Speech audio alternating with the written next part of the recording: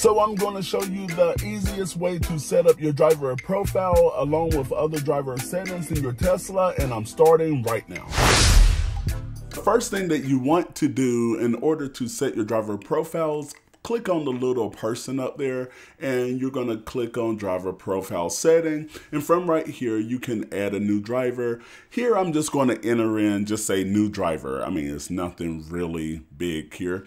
After you enter in the name, you will have the option to adjust your mirrors and also your steering wheel. So first, let's go on and start with our mirrors. And in order to start adjusting your mirrors, you're going to click on the mirror. Now you're going to use the left stroll wheel in order to adjust your mirrors. You also have the option for auto mirror tilt, auto mirror fold, and also mirror auto dim whenever lights are hitting it. And if you want to do the right side, you just click on the right. So in order to do that, on your left stroll wheel, you can see here, it's pretty much self-explanatory. You just stroll up in order to stroll it over left to right, and the mirror will adjust. And after that, if you want to do the same thing on the right hand side, you will then just click on the right hand and repeat that process.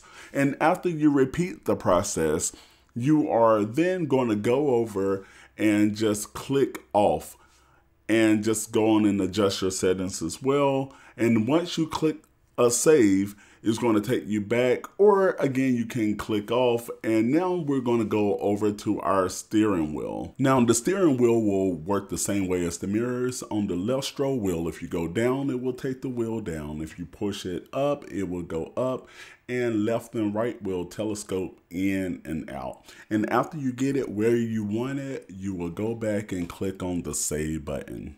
And there are also other settings to set as well that will automatically save. And this goes down even to the pedal in the steering of the car. You can put it on acceleration if you want it to be chill or standard.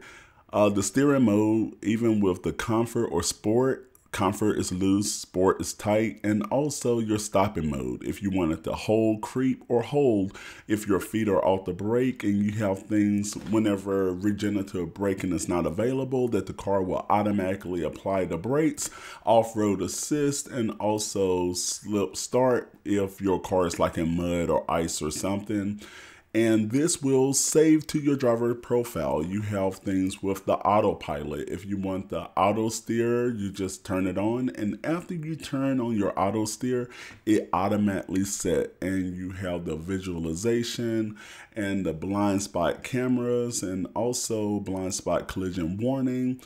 If you want, whenever you go over the speed limit, to chime or just display, you can set your speed limit to relative or absolute. I always like to keep mine like above 5, +5. And you have your locks as well. So your car can auto lock or anything that's dealing with the lock on part. Even with the windows and doors, if you leave it unlocked, it will send a message to your phone. And remember, all of this will set to that driver profile. Now in the next settings, we have are your lights, if you want your lights on parking, on, or auto.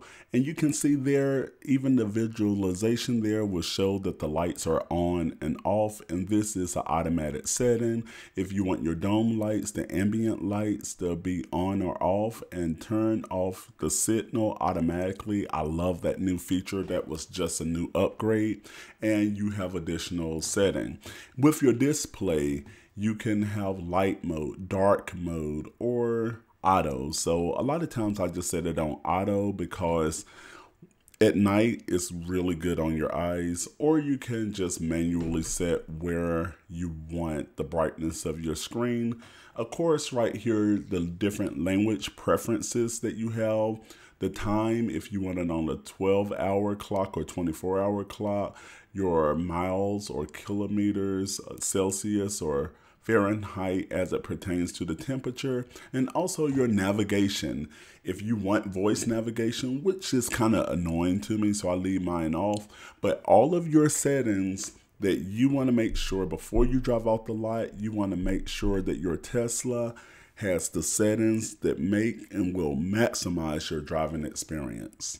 Next on the menu, we have the safety. So you can control your sensory mode, allow access, mobile access. If you want to set a pin to drive, you can put it right there. So you just like 1, 2, 3, 4, and you can just enter in the pin. However, my pin is already set, but that's how you would set that up. And if you want a pin in order to enter your glove box again, you can set it there. If you have a speed limit max that you want to set there, and also cabin overheat protection, Joe mode.